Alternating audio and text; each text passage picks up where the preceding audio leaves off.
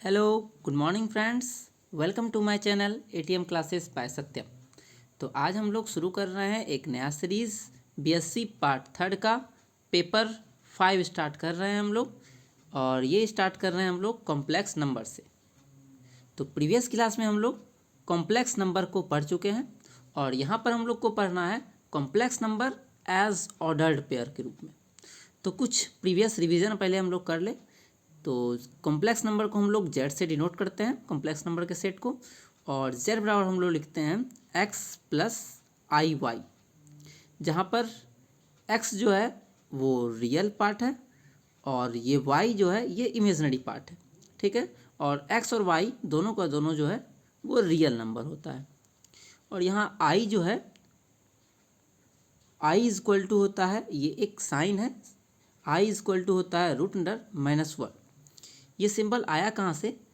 तो हुआ यूँ कि हम लोग x square plus 1 equal to 0 इस तरह का जब प्रॉब्लम आया तो इसको हम लोग सॉल्व करने में क्या थे, अनेबल थे, हम लोग असमर्थ थे इस तरह के प्रॉब्लम को सॉल्व करने में, क्योंकि एक्स स्क्वायर इक्वल टू -1 होता है और किसी भी नंबर का स्क्वायर जो है निगेटिव कभी नहीं होता है।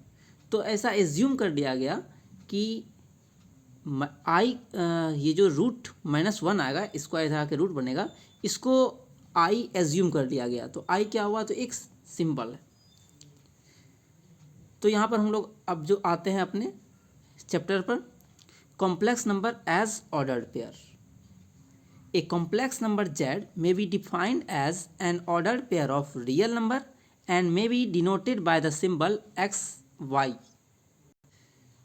यहाँ पर जो x और y है, तो x को हम लोग कहते हैं रियल पार्ट और y को कहते हैं imaginary part.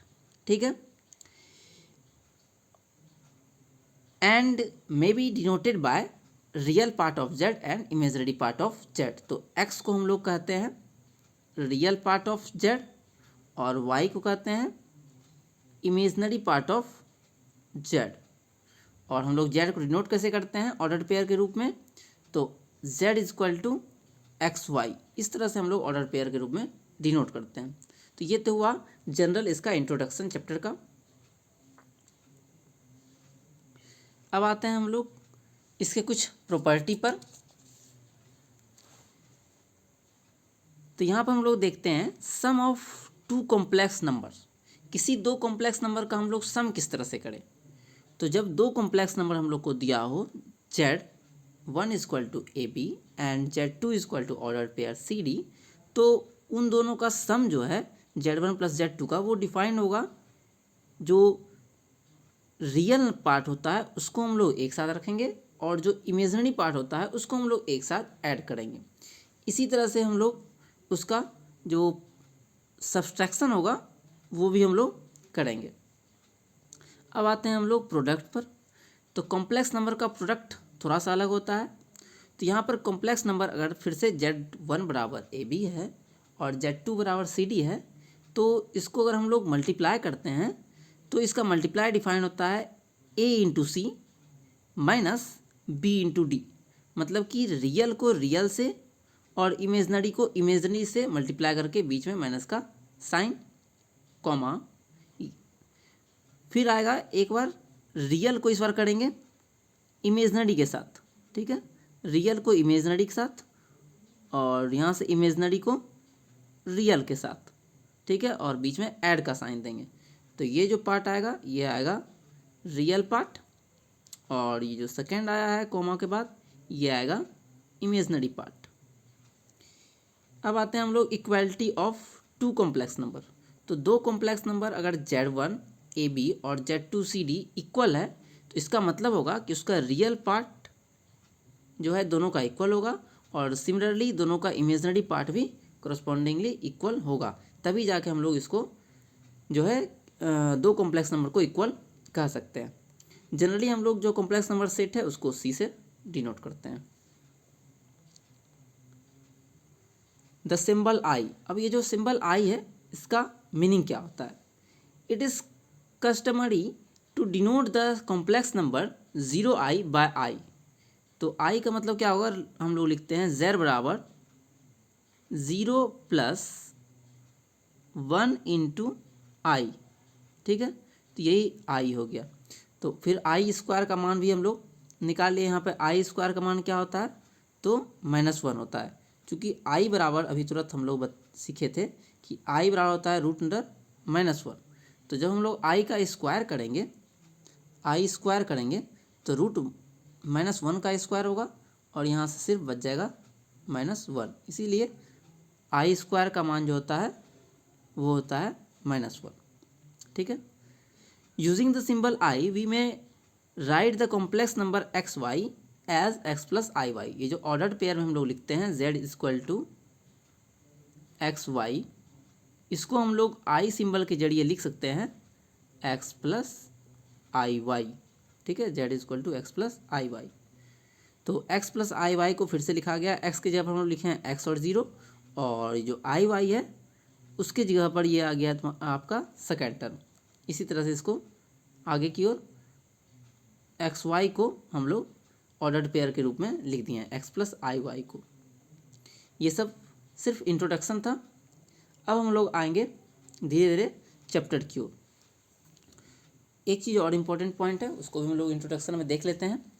Representation of the complex number. तो कॉम्प्लेक्स नंबर को हम लोग किस तरह से रिप्रेजेंट करेंगे, जिस तरह से हम लोग जो कार्टेशियन प्लेन था उस पर डिनोट करते थे किसी भी ऑर्डर्ड पेयर को। कोई पॉइंट होता था, जैसे कि यहाँ पर अगर कोई पॉइंट है तो निश्चित रूप से कोई न कोई एक रियल नंबर डिनोट हम लोग को मिलता था उस पॉइंट के करस्पॉन्डिंग, या अगर कोई रियल नंबर है उसके करस्पॉन्डिंग एक पॉइंट इस कोऑर्डिनेट प्लेन पर हम लोग को मिलता था। सिमिलरली हम लोग को अगर कॉम्प्लेक्स नंबर लेते हैं तो कॉम्प्लेक्स नंबर में हम लोग एक्स एक्सिस को लेते हैं रियल एक्सिस, ठीक है। इसको हम लोग सपोज कर लेते हैं रियल एक्सिस, और ये जो वाई एक्सिस है इसको हम लोग मान लेते हैं इमेजनरी एक्सिस, ठीक है। और यहाँ पर भी हम लोग को क्या मिलता है, तो ये हो गया ऑरिजिन। इसमें भी हम लोग को प्रत्येक पॉइंट, जितना भी पॉइंट है, इस पॉइंट के लिए एक कॉम्प्लेक्स नंबर निश्चित रूप से मिलता है। कोई पॉइंट हो उसके लिए एक कॉम्प्लेक्स नंबर मिलेगा, या कह सकते हैं कि अगर कोई कॉम्प्लेक्स नंबर है उसके लिए कोई न कोई एक पॉइंट जो है, one and only one point इस प्लेन पर मिलेगा। अब इस प्लेन का नाम जो है वो क्या होता है, तो इस प्लेन का नाम जो होता है वो आर्गन्ड प्लेन होता है, ठीक है। इस प्लेन का नाम होता है आर्गन्ड प्लेन। जिस तरह से इसका नाम था कोऑर्डिनेट प्लेन, एक्स वाई का नाम कोऑर्डिनेट एक्सिस, तो यहाँ पर इसका नाम होता है आर्गन्ड प्लेन, जिसमें कि ये होता है रियल एक्सिस और वाई होता है इमेजिनरी एक्सिस, ठीक है। अब हम लोग आते हैं यहाँ पर से क्वेश्चन पर, जो कि एग्जाम में आप लोग को आता है। ये 8 नंबर का एग्जाम में क्वेश्चन पूछा जाता है, और बहुत ज़्यादा ये एग्जाम में मोस्ट फ्रिक्वेंटली क्वेश्चन ये पूछा जाने वाला क्वेश्चन है ये। The modulus of the sum and difference of two complex number. कहता है कि अगर दो नंबर है तो उसका मॉडुलस का सम या उसका डिफरेंस ऑलवेज लेस देन और इक्वल टू, क्या होगा, हमेशा लेस देन होगा या इक्वल टू होगा, ठीक है। ये लेस देन और इक्वल टू यहाँ पर भी और यहाँ पर भी दिया हुआ है। किसके, तो द सम ऑफ देयर मॉडुली, उसके अलग अलग मॉडुलस के से जो है, अलग अलग मॉडुलस से हमेशा ये छोटा होगा, ठीक है। अगर कोई दो कॉम्प्लेक्स नंबर है और उसका हम लोग मॉडुलस ले लिए हैं तो ये छोटा होगा उसके अलग अलग के सम से। इसी को हम लोग को प्रूव करना है, और इसका काम हम लोग को अगले प्रॉब्लम में भी आएगा। इस प्रॉब्लम को 2-3 तरह से पूछता है। एक तरीका तो पूछने का होता है, ये स्टेटमेंट दे देगा आप लोग को और इसका क्वेश्चन का आंसर निकालने के लिए कहेगा, या दूसरा इसको दे देगा सिर्फ और कह देगा प्रूव डैट, या इसको दे देगा और कहेगा प्रूव डैट, या दोनों दे देगा एक साथ। तो आप लोग को जब ये दे क्वेश्चन तो दोनों प्रूव करना है, और कोई एक दे तो सिंपल इसको प्रूव कर देना है, या सेकेंड वाला दे तो सेकेंड वाला प्रूव कर देना है। लेकिन अगर ये स्टेटमेंट दे रहा है तो आपको दोनों प्रूव करना होगा। तो अब आते हैं हम लोग, मान लेते हैं कि Z1 और Z2 दोनों का दोनों कॉम्प्लेक्स नंबर है, जो कि गिवन है ही। देन Z1 प्लस Z2 का स्क्वायर। तो अब हम लोग जो कि जो LHS था इसको हम लोग लेते हैं और इसका मॉड का स्क्वायर करते हैं। और हम लोग जानते हैं अगर कोई कॉम्प्लेक्स नंबर होता है, कॉम्प्लेक्स नंबर के मॉडुलस का स्क्वायर बराबर होता है z और उसका कंजुगेट। ठीक है, तो यहाँ पर भी हम लोग कर रहे हैं Z1 प्लस Z2, ये Z1 प्लस Z2 का स्क्वायर किए तो एक बार हम लोग को Z1 प्लस Z2 मिलेगा और दूसरा बार उसका हम लोग को कंजुगेट मिलेगा। ठीक है, और उसका रीज़न भी यहाँ पर बगल में दिया हुआ है।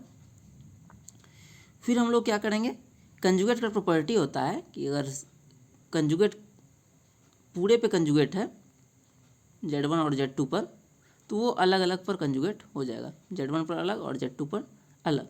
वही सिमिलरली सेकेंड स्टेप में हुआ है कि Z1 पर अलग कंजुगेट हो गया और Z2 पर अलग कंजुगेट हो गया, और इसका भी रीज़न यहाँ पर लिख देना है। फिर हम लोग अब इसको डिस्ट्रीब्यूटिव लॉ से मल्टीप्लाई कर लेंगे, तो इस तरह से हम लोग को मिलेगा Z1 और फिर मिलेगा Z1 Z2 बार प्लस, अब Z2 को मल्टीप्लाई करेंगे Z2 Z1 और फिर Z2 को Z2 बार से मल्टीप्लाई करेंगे तो Z2 बार मिलेगा। अब Z इंटू Z1 बराबर Z1 स्क्वायर हो जाएगा। कहाँ से, तो इसका रीज़न क्या हो जाएगा, चूँकि मॉड ऑफ Z का स्क्वायर बराबर होता है Z और Z बार, तो उसी तरह से क्या हो जाएगा, Z और Z बार बराबर हो जाएगा मॉड ऑफ Z का स्क्वायर। यहाँ पर रीज़न, ये रीज़न यहाँ पर दे देना है सिंस करके। फिर Z1 Z2 as it is रह गया और Z2 Z1 भी एज इट इज़ रह गया, और ये भी Z2 और Z बार जो था Z2 पर बार वो भी बन गया Z2 का स्क्वायर, और उसका भी रीज़न यही दे देना है।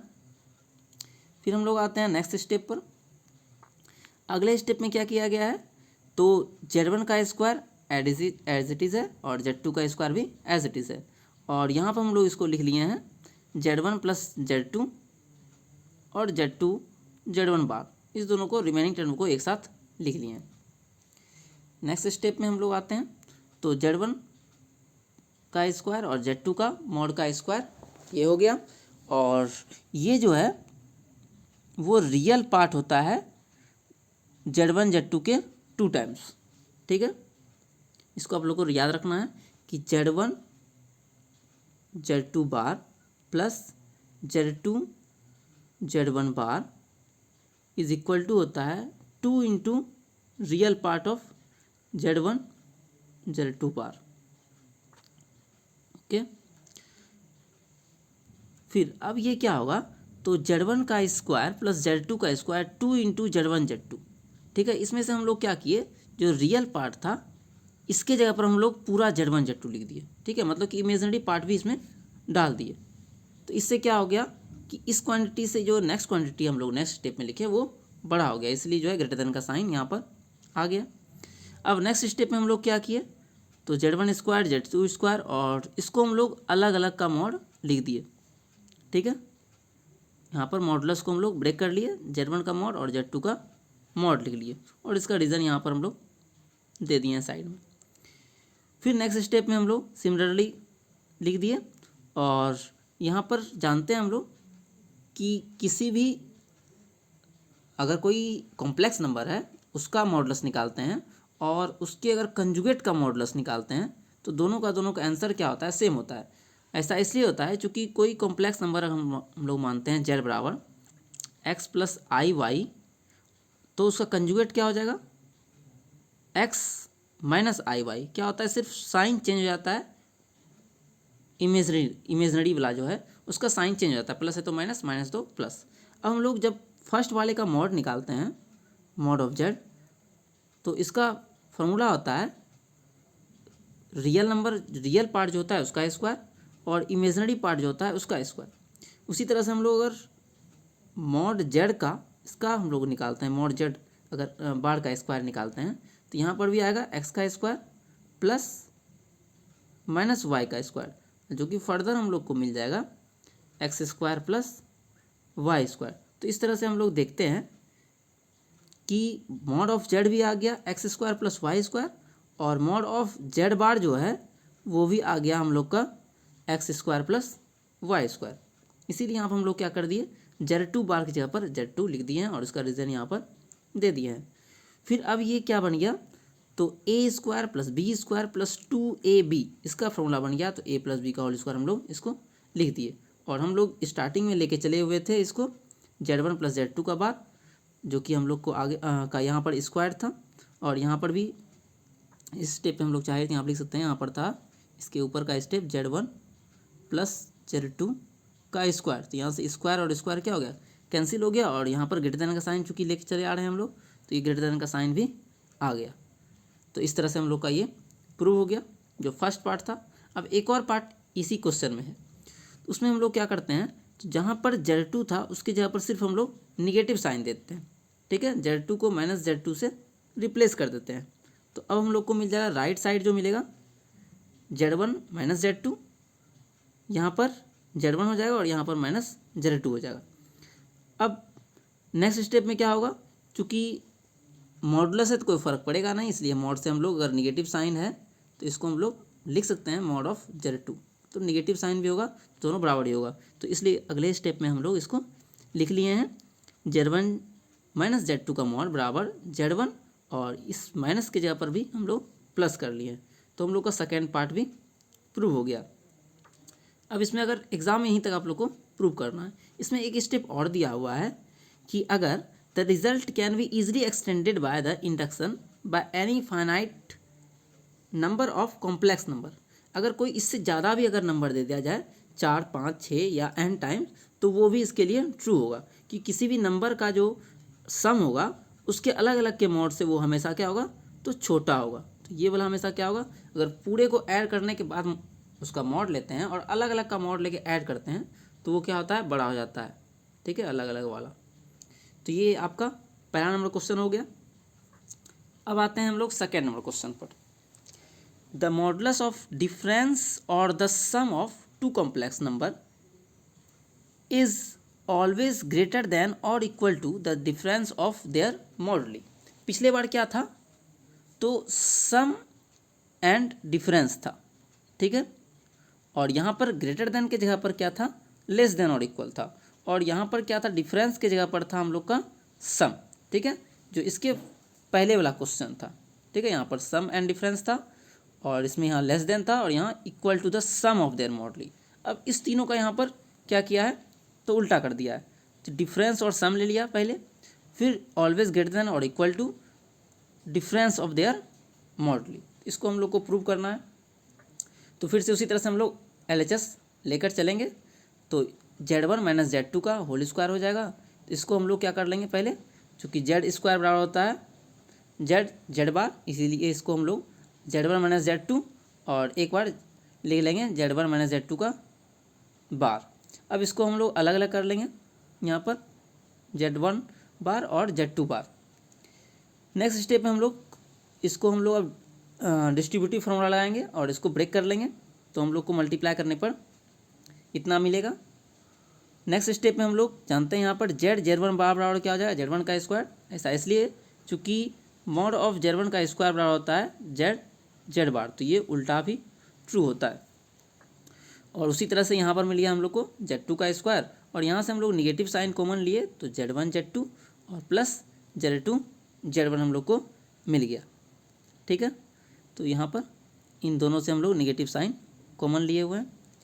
अब ये जो है हम लोग का फिर से बन गया real part of z1 z2, और इसको हम लोग अब क्या करेंगे, इसको real part of z1 z2 लिख देंगे। यहाँ पर रियल पार्ट क्या कर लेंगे, हटा देंगे और z1 z2 का मॉड लिखेंगे। और जैसे ही z1 z2 का मॉड लिखेंगे तो यहाँ पर इस बार ग्रेटर देन का साइन आएगा।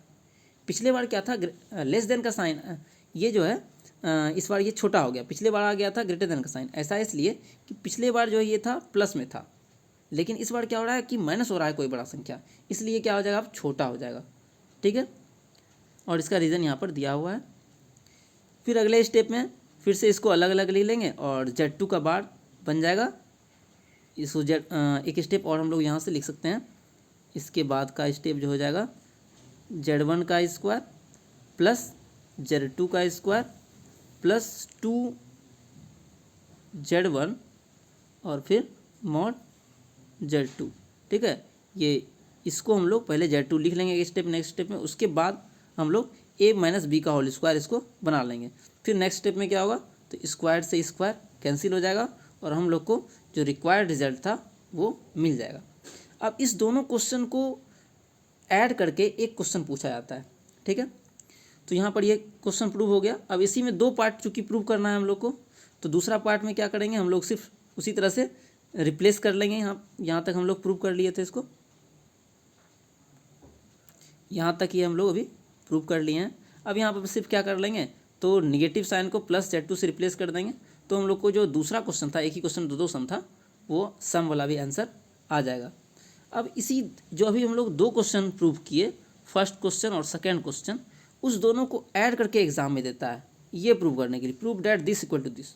तो आप लोग को फर्स्ट रिजल्ट भी प्रूव करना होगा और सेकेंड रिजल्ट भी साथ साथ प्रूव करना होगा। इसीलिए आप लोग को पहला और दूसरा रिजल्ट जरूर याद रहना चाहिए, तभी जाके ये क्वेश्चन सॉल्व होगा। ये जो क्वेश्चन यहाँ पाएगा, क्योंकि एग्जाम में ये क्वेश्चन आता है 8 नंबर के लिए कि मॉड ऑफ Z1 + Z2 का square plus modulus of Z1 - Z2 का square is equal to 2 into mod of Z1 का square plus mod of Z2 का स्क्वायर। अब हम लोग आते हैं यहाँ पर कि इसको कैसे प्रूव किया जाए। तो इसको प्रूव करने के लिए क्या करेंगे, हम लोग सिंपली जो ए आया था हम लोग का सबसे फर्स्ट प्रॉब्लम जो हम लोग बनाए थे, वहाँ पर एक ये आया था, ठीक है, ये वाला पार्ट आया था कि Z1 + Z2 के मॉड का स्क्वायर बराबर इतना आया हुआ है, ठीक है, ये आया हुआ है। और एक इक्वेशन बी आया है हम लोग को कि Z1 - Z2 के मॉड का स्क्वायर बराबर ये। इन दोनों इक्वेशन को बस हम लोग को ऐड कर लेना है। तो इससे क्या होगा कि इसमें रियल पार्ट है माइनस में 2 into real part of Z1 Z2, और ए वाले इक्वेशन में प्लस में था 2 into real part of Z1 Z2, ठीक है। तो दोनों का दोनों क्या हो जाएगा, कैंसिल हो जाएगा। और Z1 स्क्वायर Z2 स्क्वायर इसमें भी है, और इक्वेशन ए में भी Z1 स्क्वायर और Z2 स्क्वायर था, इसलिए ये क्या हो जाएगा, तो 2 गुना हो जाएगा। तो हम लोग को 2 गुना Z1 का स्क्वायर और Z2 का स्क्वायर आसानी से आ जाएगा। तो इसका ये प्रूफ आप लोग अलग से कर लीजिएगा क्वेश्चन बना के कि prove that this equal to this, ठीक है। तो यहाँ पर आप लोग का ये क्वेश्चन समाप्त हुआ। अगर आप लोग को ये सीरीज़ अच्छी लगती है BSc पार्ट 3 की, तो आप लोग नीचे कमेंट कीजिएगा, तब मैं और इसके लिए नेक्स्ट वीडियो बनाऊँगा। और अगर ये वीडियो अच्छी लगी तो आप लोग सब्सक्राइब कीजिएगा साथ साथ चैनल को, और वीडियो को लाइक कीजिएगा। थैंक्स।